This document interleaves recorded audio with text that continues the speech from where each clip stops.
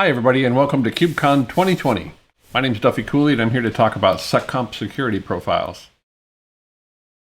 So I am a staff cloud native architect at VMware, and I've been working with Kubernetes since about 2016. I've worked at a few companies that are really interested in the space, obviously, CoreOS, Heptio, and I'm now at VMware. Every week I work on a couple of different things to kind of get the word out about the cloud native stuff in general. One of them is tgik.io. You can go there Fridays at 1 o'clock and kind of interact with us live and help us explore all kinds of cool stuff happening in the ecosystem today. And then the Podlets is an audio podcast with a bunch of really amazing co-hosts. Definitely check it out if you're interested in understanding more about what's happening in the cloud native ecosystem, or just, staying up to date. You can find me anywhere at Maui Lion. So keep Slack, Twitter, whatever. If you're looking for the slides for this content, you can find them at tgik.io/kubecon-seccomp. I'm going to provide some references later, but that's where you can find the content. All right, let's keep going. So first, I'm going to start with what is a container. So a container is an interesting construct because it is effectively a process. And when we containerize a process, we create a container. So in the Linux kernel, every process effectively makes use of these same primitives. And if we just look through them real quick, they'll start to make sense to us, right? So we have a C group. A C group is actually used to ensure that a given process is constrained to a specific set of memory or a CPU utilization or IO, that sort of thing. And then down in the other C groups, we have other things that we can use for abstraction for isolating a process. Let's take the net namespace here, for example. So this is a network namespace that is associated with this given process. Most of the time, it's going to be sharing the same network namespace as the node itself. But if we containerize a process, like if you do Docker run, and you look at and you Docker exec into that container, you're going to see that the TCP/IP stack associated with the container is different than the one with the node. And this is important because contextually, as we go through this process and add permissions to a given process, leveraging capabilities or Seccomp profiles, it's important to understand that the permissions that we grant are scoped to only those namespaces that the process can see, right? And so for this given process, if I were to give netadmin, which is the ability to manipulate network devices and change routing tables and all kinds of stuff like that, I'm actually only giving that access. When I grant that capability, I'm only giving that access to the network namespace that the process is associated with, or said a different way, the network namespace that the container is running in. I hope that's clear. Now, I was talking about netadmin. Let's talk a little bit about what these things are, right? So back for a very long time, when we considered the permissions model of most Unix systems, it was all or nothing, right? It was either that you were root or you were not root. And you'll see there's lots of vestiges of this still around. This is still pretty normal for the implementation of users within a Linux system. And so when you SSH into a Linux system as a regular user, you might see that you're not root, and that we're able to secure like the devices that the node has access to. We're able to secure things behind a permission set. And if you wanted to, say, create a new directory outside of your home directory, you needed to escalate your user. You needed to escalate your privilege by sudoing to root or doing something like that. Well, since kernel 2.2, we have a bunch of other things that we can do, right? Specifically, we're going to dig into capabilities in Seccomp here. So capabilities are a way of granting like kind of a chunk of access to a process. And we're going to talk about them a little bit more here. And they're granted on a per thread basis. So just like I said, containers are basically process isolation. You can associate with a process any of these capabilities, and these capabilities represent kind of a chunk of access. So let's take a couple of these and just kind of compare them. Like we said before, the cap netadmin one, right? That gives us the ability to manipulate network interfaces and routing tables and dump IP tables and do kind of stuff and do all that kind of stuff. So anything with the word admin has quite a lot of privilege. But in a container context, usually it's just the network namespace that the container sees. Now, if you had hostnet turned on, that would be, and you granted net admin, that would mean that you could really manipulate the network interfaces of the underlying node. Interesting stuff. Another one that's really important is capsys boot. Gives you the ability to reboot the node, and capsys admin is probably the most scary of all of these capabilities, because capsys admin is like all the things, right? Capsys admin is effectively root. So when you grant capsys admin to a container, which you should probably never do, you're giving that container like root access to any of the namespaces that it has access to. And so there have been some pretty interesting exploits associated with capsys admin. So if you're interested in that kind of stuff, definitely check that out. So we've introduced capabilities, and we've talked a little bit about what they are. They're a way of like granting like a chunk of permission to a given process. And so here we have a pod spec. We're going to create like the node hello container, run it as a pod. And inside of the security context, which is part of the pod API, we're going to grant capabilities. We're going to grant net admin and systime. And that means that when this container starts up, it's going to have its own network namespace, which is the default within Kubernetes. And with net admin, it'll be able to manipulate the interfaces in there. It'll be able to manipulate the route table. It'll be able to manipulate IP tables, all that good stuff. By default, net admin is not granted to a pod. But when we add capabilities, we can add that capability in. We can also drop capabilities, right? We could do kind of a drop all capabilities and then just add specific ones that we know the application needs. But these are really kind of broad sweeps of permissions, right? There's big chunky stuff that we're granting access to. So capabilities grant access to stuff, but it's like big stuff, like capsys admin or capnet admin, that kind of stuff. Seccomp is an interesting one, and it's a little more granular than what capabilities grant, right? So capabilities grant you like a permission or access to kind of a big chunk of permission. Seccomp can work in a different way. Seccomp can be used in an allow list or deny list option, or both at the same time. And the both model is actually, I think, probably the most interesting one of the bunch. So with a Seccomp profile, you can actually have a default action that denies any system calls from the process to the kernel, and then define a list of system calls that you will allow. And this is great because it means that you can be very, very granular about exactly what the application can do to that Linux kernel. And that gives you the ability to kind of like harden what that container can do against the Linux kernel. Now, the challenge is that you need to like understand what system calls that application is going to make, and that's not trivial. There are 345 system calls in the x86-64 architecture as of kernel 5.8. And we need to determine for any given application what system calls are being used or being made. Now, before we get into like how to determine that, let's look at some interesting hacking tools. All right, so like this is one that this is a project that was put out by Jesse Frizzell called Am I Contained, and it gives us a really good kind of introspection into how into the permissions that have been granted to the process running inside of our container. Right, so let's kind of check out what happens here.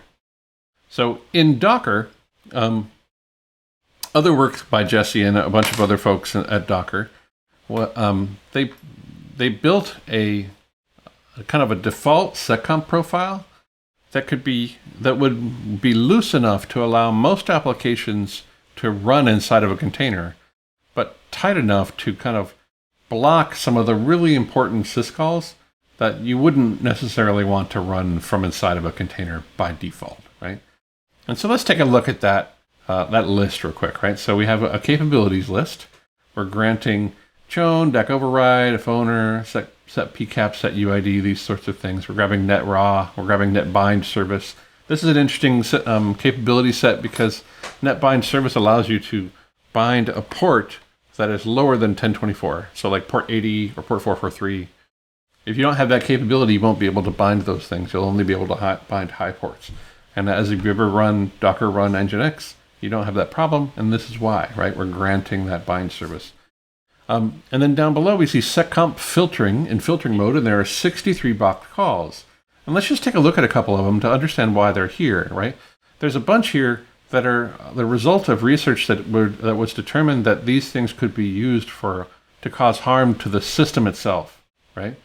But there are some other ones that are pretty obvious, right? Like, would you necessarily want a container that's running to turn on or off swap? Remember that it's a shared Linux kernel for all of the containers, all of the processes, right? And swap is like a system level thing. How about this one, reboot? Would you want to be able to allow for somebody to like run a container and run reboot inside of that container and have it reboot the node, right? I mean, there might be use cases where that makes sense, but it wouldn't be all of them. So you got to really watch out for those things, right? So these are the blocked syscalls that are implemented by Docker's default Seccomp profile. Now let's take a look at Kubernetes. And Kubernetes has a significantly smaller set, right? So Docker said there are 63 blocked calls, and Kubernetes said there are 22. Now there's some important ones in there, right? Like we block things like reboot, we block things like kexec load, like the ability to load kernel modules, that sort of stuff, kind of by default. Turn off, swap on, swap off, those sorts of things. But it's not all of them, right? And that means that our applications, when running in a Kubernetes pod by default, are significantly less constrained than they would be in Docker. And that means that like we have to be a little more. We have to think about like what that means a little bit. So why are these different? Like I said, folks like Just Fraz and a bunch of others did research into providing a reasonable default Seccomp profile. And you can see that work by going to docs.docker.com, Engine Security Seccomp. There's a great article there that really describes why this was done and how it was done, and really gets into the nitty gritty about what these different system calls do and sort of like what the threat vector around them was. But Kubernetes disables this default, and it creates its own. So why? Mostly it's an implementation detail of multiple containers in a pod. Each pod has at least two containers, an infra or POS container, and the containers that you define. And the POS container handles shared things like network namespaces and those sorts of things. And so by default, we were kind of granting more and more privilege to that construct, and that's not such a great thing. So what do, right? Like what do we do here? There are some things that you can do very easily to improve the security of your running applications inside of Kubernetes. Before 1.19, you can set an annotation on any pod or any container of runtime default for the Seccomp security profile, right? And this would actually implement the runtime default that is implemented by the container runtime that you're running inside of Kubernetes, and it would greatly enhance the security of that application. And it's, again, trying to target that sweet spot between more constrictive or more constrained and not so constrained that the application, whatever it is, can't run or can't operate. So it's a pretty good model. And then after 1.19, we're going to talk a little bit more about the future here. We changed that API. So instead of having to specify it as an annotation, now it's a first-class thing inside of the pod and container spec. And you have that capability to set that inside of the security context, the Seccomp profile, and what type. You can set that type to localhost and use like one that is a custom one that you created, or you can just use runtime default, like we showed you before. And this is built in. Most container runtimes, you can make use of it today. Nothing's stopping you from doing this today. So let's go back and look at that Kubernetes pod without runtime default enabled. And we see that there are only 22 blocked system calls. And then after enabling runtime default, we have 67 blocked system calls, right? So all we did was specify runtime default, which is a built-in Seccomp profile. And we got 67 block calls, and things are still able to operate. So definitely check that out. It greatly increases the security of your runtime. Why is this stuff important, though? Like, why would you even do it? Like, what's the point, right? So there are a bunch of different attacks against containers that are interesting. Some of the more obvious ones are the supply chain attacks, right? Like if you have folks just deploying images into a Kubernetes kernel, where are those images coming from? Are they coming from Docker Hub? Are they coming from a trusted source? Were they built and were they validated against like CVE lists and those sorts of things? Supply chain attacks are kind of like a juicy bit of attack surface for container orchestration systems.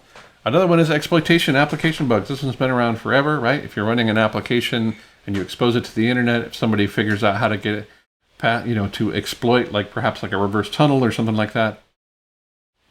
Once they do that, can they get a shell, right? Did somebody who was creating the image leave a bash shell behind? And if they did, sweet, right? The attacker now has a bash shell to explore what else they can do against that given Linux kernel or just, figuring out how to do other attacks on other containers. And then the last one is really what we're here to protect, right? Syscalls in the shared Linux kernel. Remember that containers are process isolation. So as you spin up more containers, you just have more processes running against the same Linux kernel, right? And so these syscalls give us the ability to manipulate things either at the underlying system, like rebooting the whole node, or perhaps just within the construct of whatever we have access to. So contextually, if I was sharing the PID namespace with the underlying node and I had the sysadmin capability, I could get pretty wily, right? I could like kill particular processes. I could do all kinds of funny stuff there. So the obvious next question is like, what syscalls are being used? Like what? So if I were going to create a Seccomp profile that was a little more specific, right? Then I would kind of need to know what syscalls were being used so that I could define that Seccomp profile. And we're going to kind of go through some examples of this in the demonstration here. So one way of finding that out is by leveraging the strace command, right? And so in this example, I'm actually running the curl-ss google.com, and I'm grabbing the syscalls that are being used by that process, right? So this is one way of doing it, and it's a pretty handy way. There are a bunch of projects out there, including Dockersl.im, which is actually really trying to solve this problem amongst a bunch of others. Dockersl.im gives you the ability to minify a container and basically only reproduce that container with only the content of that container that was tested against, right? So if you bring up a container and it's like an Nginx container, you would test to make sure that you're able to like curl against that Nginx container, that sort of stuff. And then that would actually result in a minified container, getting rid of everything in the container that you don't use. And you can also use Docker profile against a container, even if you don't want to slim it, right? Even if you don't want to go through the process of like reducing the size of it, you can just profile it, and it will actually output a Seccomp profile and a SE Linux profile, and also a AppArmor profile. So it's a great way of learning like what you need to customize or create that custom profile. So let's get into our demonstration. We don't have too much time left. We're about 18 minutes. Let's kind of get into the demonstration here.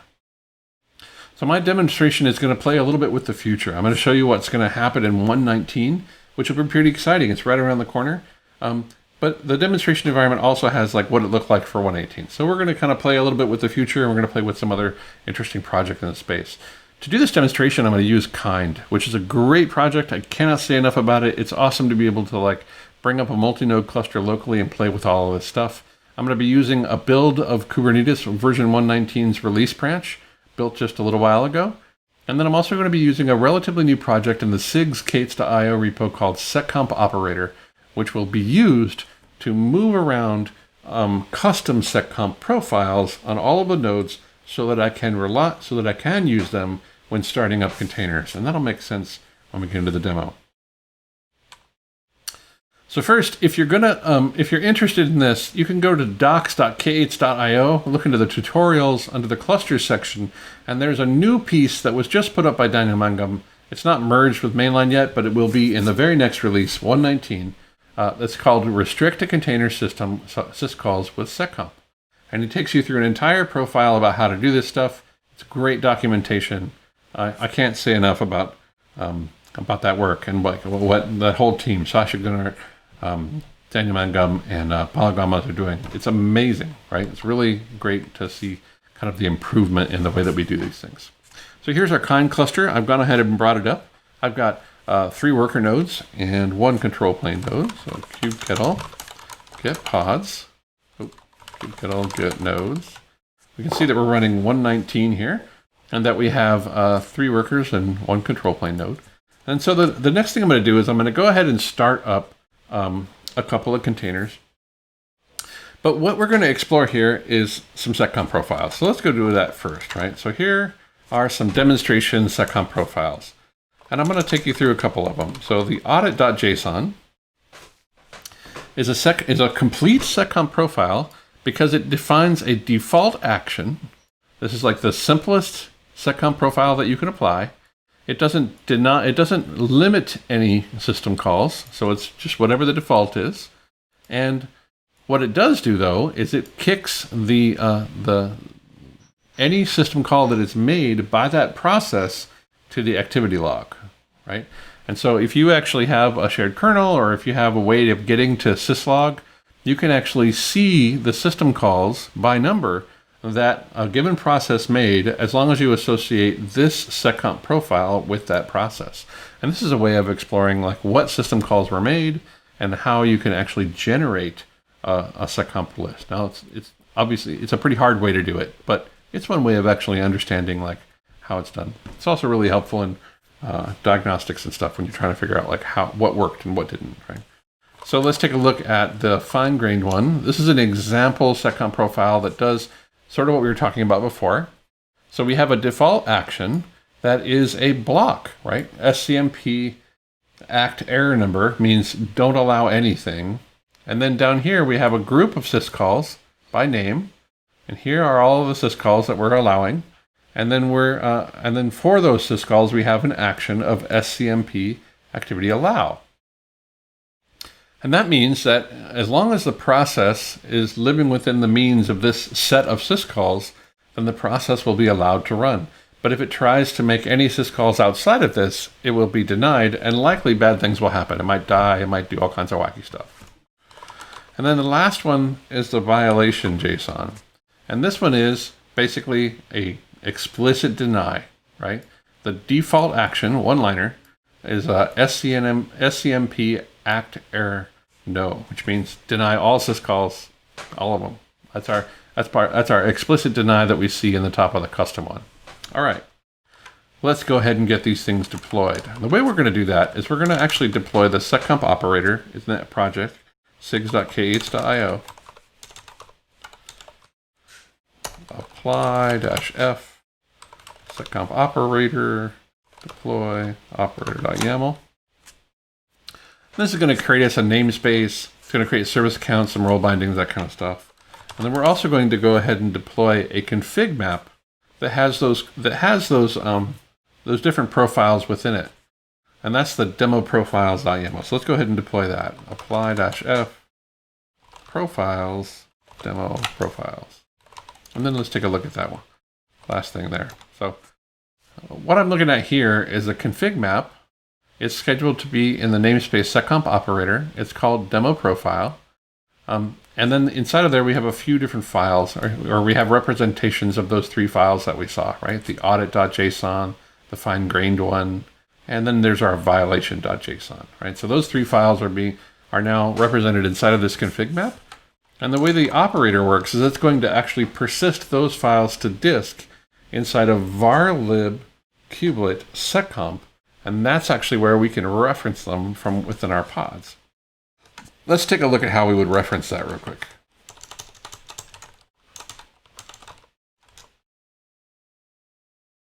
Okay, first I'm going to go ahead and diff these two, because I want you to understand the difference here, like we talked about before. In 118, this is how I would reference a given a profile. The runtime default is the built-in one, so that one's not super interesting for our output. But how about this one here, right? So here's our seccomp profile for the pod, and we're actually specifying localhost, which in this context means on the local node, and then kubelet, so varlib kubelet seccomp / operator demo profile fine-grained.json. That's where we can find that file, and we can go look and see if it's there. But in 119 and after, once it's actually a stable API, then we can provide it like this, right? So instead of actually using this annotation model, we can just specify that in the spec for the pod, which is great. All right, let's go ahead and get this done.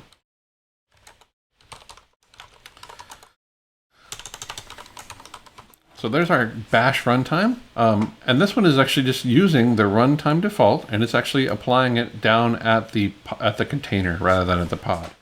So if I go ahead and apply this,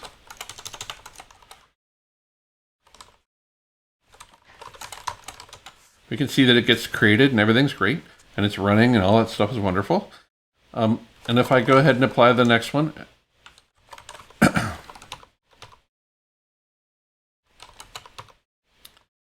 this is our fine-grained pod, and this one is a little different. Right? The fine-grained pod is actually running our Echo server. This was actually written by Mario Loria. It's a great little tool that allows us to kind of interact with the cluster.